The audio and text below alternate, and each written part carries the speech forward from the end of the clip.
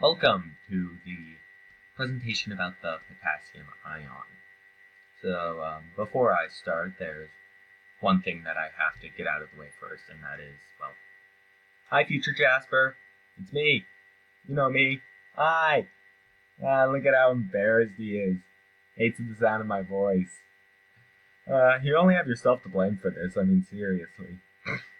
You're literally the one doing this right now. Anyway, now that I'm thoroughly embarrassed and that anyone who's watching this in 7th period is also very confused because I'm not there, why not call somebody out in 7th period? So, Griffin. That's not how you spell Hames. Okay, now we can finally get on to the presentation proper. And because everyone in this group is an extremely smart human being, we decided to start with the most boring thing first.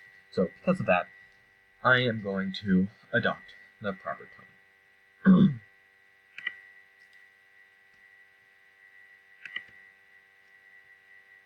Potassium as an ion has a positive charge. It has 19 protons, typically 20 neutrons. Its atomic mass is typically 39.1 and its atomic number is 19. Okay, now that we got that out of the way, we can actually get to the interesting stuff, which includes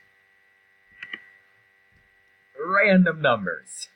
Potassium is a naturally solid element. Its electron negativity is 0.8. Its ionization is 418.6 kg, whatever that stands for. And its atomic radius is 280 pm, but most likely not the time, unless it's military time, in which case maybe, I'm not sure. And the melting point is 63.2 degrees Celsius? Seriously? We are proud American patriots. We do not use Celsius. The proper melting point for potassium is 145.76 degrees Fahrenheit. That is the proper melting point. The boiling point then would be 1400 degrees Fahrenheit. Those are patriotic numbers right there.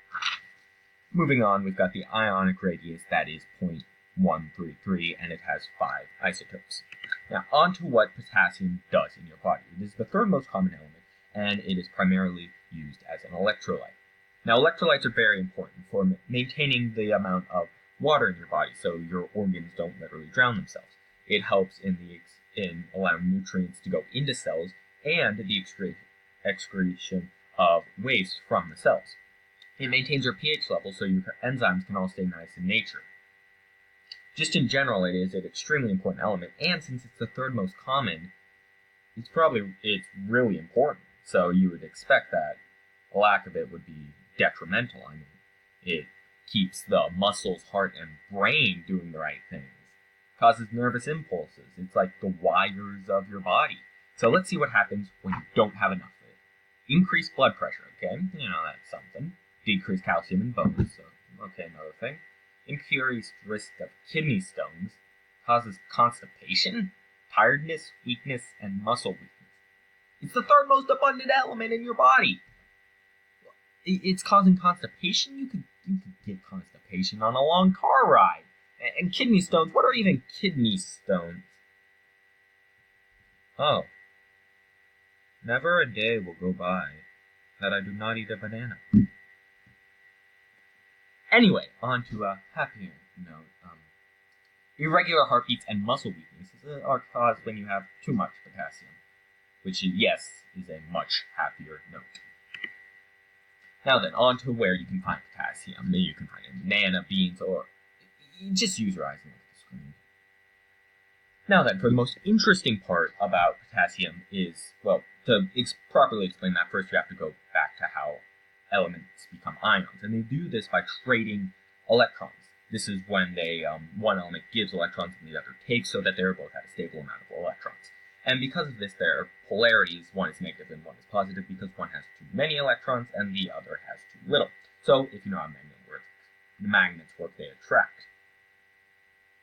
Potassium and all of the elements surrounding it actually have one too many electrons from being stable, meaning they are very willing to give away that one electron to practically any element. So, that is why you can never find potassium in its natural form. It's also why if you, per se, artificially create a chunk of potassium and were to toss it into water, it would explode, because all of the electrons are rushing out, causing mass expansion, blah, blah, blah, explosion.